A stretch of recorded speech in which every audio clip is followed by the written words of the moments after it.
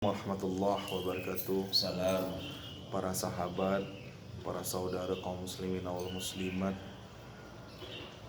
saya akan upload insyaallah zikir ratib zikir ratib subuh insyaallah ya latif.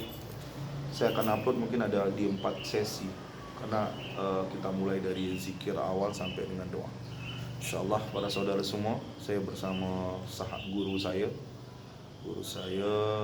Ustadz di Masjid Kilo 1. Jadi Ustadz minta tolong penjelasannya Ustadz tentang zikir ini Ustadz. Mudah-mudahan bermanfaat bagi umat, bagi kaum muslimin wal muslimat, khususnya bagi saya anak milenial yang saya bilang kami berlawanan atau berpacu atau berperang dengan dunia teknologi, sehingga tentang kajian-kajian agama ini kami sangat jauh. Maka dari itu atas kesempatan ini anak milenial ini lebih ketimbang dia membaca, lebih baik kebanyakan saya lihat dalam kajian saya lebih banyak mereka melihat dan mendengar cara mereka belajar. Mudah-mudahan dengan dakwah, dengan ini penyampaian ini dakwah dan syiar subuh ini mudah-mudahan bermanfaat. Gimana Pak Ustadz untuk penjelasan tentang zikir rawatib ini Ustaz? Zikir namanya ratib subuh ini Tidak kenal Ustaz. Ini memang Ya suaranya dapat. sangat bagus dilakukan setelah kita melaksanakan sholat subuh. Itu namanya zikirnya ratib subuh, itu ya latif. Allah. Ya latif itu tidak semua orang memakainya, pemahamannya, Allah. karena ilmu kita itu terbatas, bermacam-macam Allah. pendapat orang kan itu. Allah. Tidak semua. Tapi kalau dilihat dari di pesantren-pesantren itu banyak itu memakai ya latif, itu banyak. Kemudian kita cari juga di soal ya latif di YouTube keluar ada. Allah. Kalau untuk Riau, Sumatera kebanyakan pakai ratib subuh namanya. Ya latifu ya kafi. Ya kafi itu adalah perjalanan daripada seorang para sahabat Rasulullah SAW. Ya latif itu dibaca itu adalah untuk penenang diri, penenang jiwa, pikiran, penenang hati kita.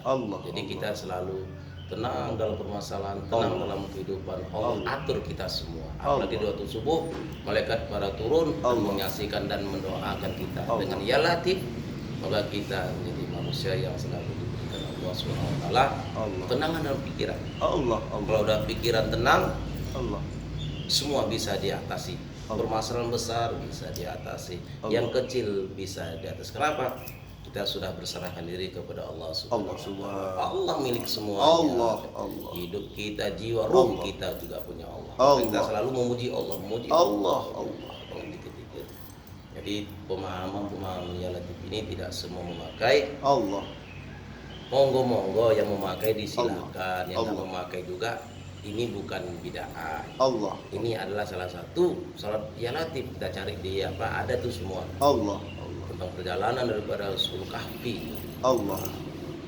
Kahfi ada, habis itu kita dengan zikir itu dengan memuji Allah subhanahu. Mudah-mudahan dan kita memakai dengan zikir ya latif ini makin dekat diri kita sama Allah SWT, karena kita merasa diri kita paling hina, paling rendah di hadapan Allah SWT. Mungkin itu yang dapat dijelaskan sekilas. Kalau untuk memperlebar dari itu kita ada jenjang-jenjang namanya adab. Kalau kita kupas terlalu banyak, karena pemahaman kita ini kan terlalu banyak macam-macamnya. Nah, jadi untuk menetralisasinya jadi tidak semua orang memakainya. Jadi kita setiap kemana kita pergi, situ ada memakai ratib, kita pakai ratib. Kalau kita berimam dengan tidak memakai ratib, ya kita tidak pakai. Karena Imam Syafi'i juga gitu kan, perbedaan, ada yang pakai kunun, ada yang enggak. Sama dengan Maliki. Jadi kita ambil besarnya bahwasanya apapun yang kita lakukan dengan kebaikan karena Allah, insya Allah Allah akan beri lindungan kepada kita. Karena Allah Maha Besar, Allah. Allah yang kaya, Allah Allah. Maha Besar, Allah Allah. Maha Agung, Raja di atas Allah. raja. Allah. Kita ini manusia lah malu dengan masalah dan dosa. Allah. Mohon kita sama Allah Allah. urusan dosa kecil dan dosa besar. Allah. Karena kita selalu banyak dosa kita, dosa mata, dosa telinga, dosa Allah. tangan. Kadang kita merasa paling besar, kita kadang takabur. Dengan Allah. ilmu kita bangga, dengan jabatan kita Allah. bangga, dengan kedudukan kita bangga, Allah. dengan kekayaan kita bangga. Allah. Karena kita tak sadar semua itu ada ikut campur tangannya Allah, Allah. Subhanahu wa taala. Mungkin itu saya.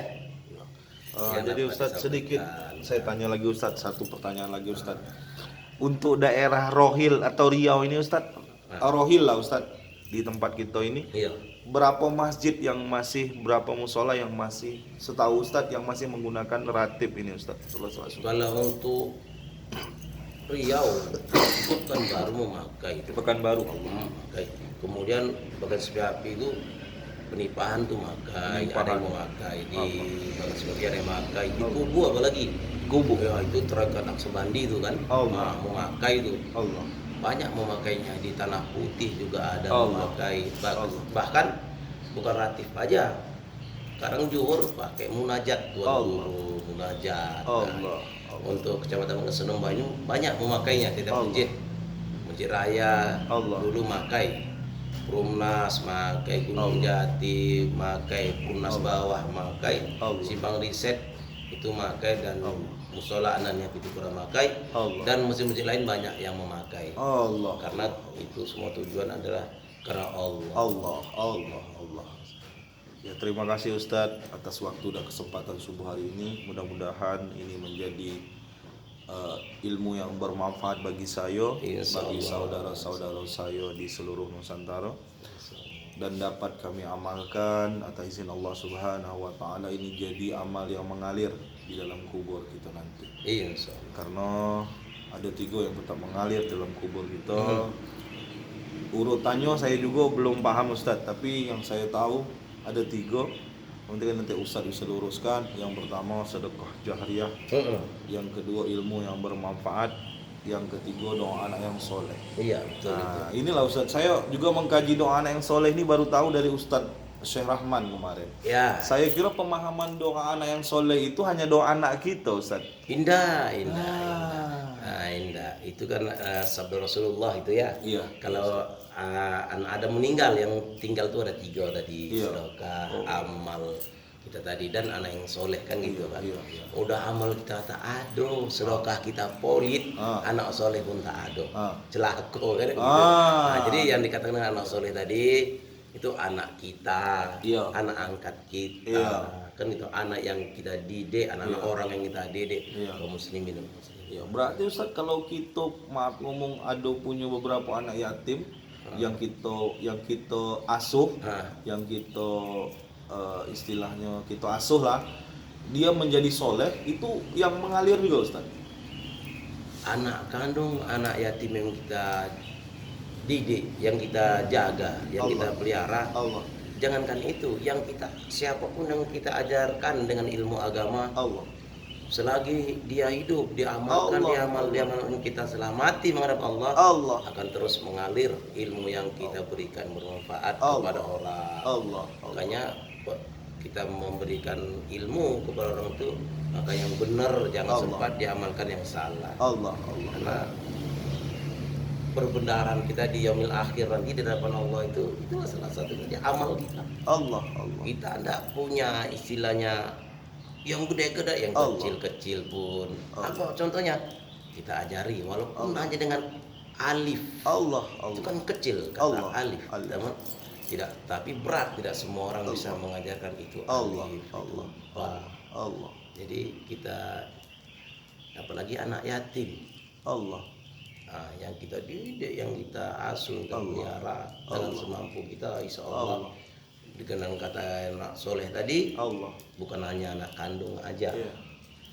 itu termasuk anak yatim kita pelihara, Allah. anak orang yang kita ajari dalam Allah. ilmu agama, itu termasuk anak-anak yang soleh Allah. dan soleha Allah. yang mampu untuk mengajarkan kita. Nanti Allah terangkan kuburan kita dengan amalan-amalan mereka yang kita ajari. Allah terangkan kuburan kita dengan Allah. ucapan mereka yang kita ajari, walaupun Allah. yang Bismillahirrahmanirrahim kita ajarkan mereka, Allah. diamalkan menjadi penerang lah di kuburan kita, lapang kuburan kita, sehingga Allah tarik kita, Allah masukkan kita dalam surganya Allah. Kenapa? Karena kita di situ punya kalimat la in syakartum la azidannakum. Kita bersyukur Allah kasih ilmu, kita ajarkan sama Allah. Kita bersyukur ada jabatan, kita gunakan jabatan untuk agama Allah. Allah kasih rezeki, kita gunakan rezeki itu sebagai untuk agama Allah. Kafartum min adzabil syadid, kata Allah dalam Al-Qur'an surat Ibrahim ayat 7. Tapi ingat, kalau kamu ingkar, kamu sombong, kamu angkuh, kamu cokak, kamu bangga seolah itu semua adalah atas usahamu, tidak atas usahaku, kata Allah, azabun adzim, tunggu azabku sangat pedih, kata Allah Subhanahu wa taala. Semoga kita terhindar dari azab Allah Subhanahu wa taala, kaum muslimin dan muslimat, kita terhindar. Allah masukkan kita semua ke dalam surganya Allah dalam barisan baginda Rasulullah SAW. Amin ya rabbal alamin. Baik saudara, terima kasih Ustadz atas penerangannya di subuh hari ini. Mudah-mudahan bermanfaat bagi saya dan bagi saudara-saudara kami semua. Insyaallah anak milenial ini akan lebih baik lagi di saat sudah mendengar penyampaian pemaparan ini. Demikian para saudara semua, kita tutup dengan ucapan Alhamdulillahirabbil alamin. Wabillahi taufiq wal hidayah. Mohon maaf apabila salah dalam penyampaian, hanya kepada Allah saya memohon ampun. Terima kasih Ustaz. Assalamualaikum warahmatullahi wabarakatuh.